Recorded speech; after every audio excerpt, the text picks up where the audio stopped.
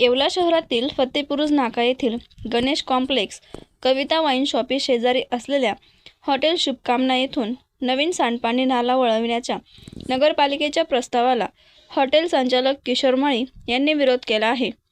प्रस्तावित नाला हॉटेल शुभकामना पाया भागातून जाणार असल्याने पाणी झिरपून इमारतीच्या पायाला धोका निर्माण होऊन आर्थिक नुकसान होण्याची शक्यता असल्याचा आरोप हॉटेल शुभकामनाचे किशोर माळी यांनी केला आहे। सदर नाल्याचे काम तात्काळ थांबवून नाला पूर्वीच्या मार्गानेच ठेवावा अशी मागणी करत किशोर माळी येवला नगर परिषदेच्या समोर आमरण उपोषणाला बसले आहेत। मागणी मान्य होईपर्यंत उपोषण मागे घेणार नसल्याचा पवित्रा त्यांनी घेतला आहे। मी किशोर भरत माळी येवला।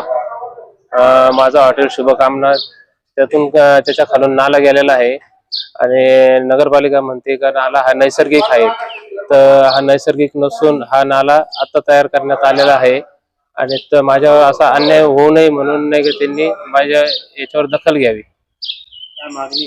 मागणी फक्त एवढंच आहे का उद्या समजा काही कमी जास्त झालं, बिल्डिंग पडली तर त्याला जबाबदार कोण राहणार? नाला त्यांनी नाल्याचे म्हणजे बिल्डिंग खालून न जाता त्यांनी कुठूनही नाला करावा। या मागण्यासाठी मी उपोषणास बसलेलो आहे। परंतु माझी मागणी पूर्ण होत नाही तोपर्यंत मी उपोषणास बसणार आहे। याची दक्षता नगरपालिकेने घ्यावी।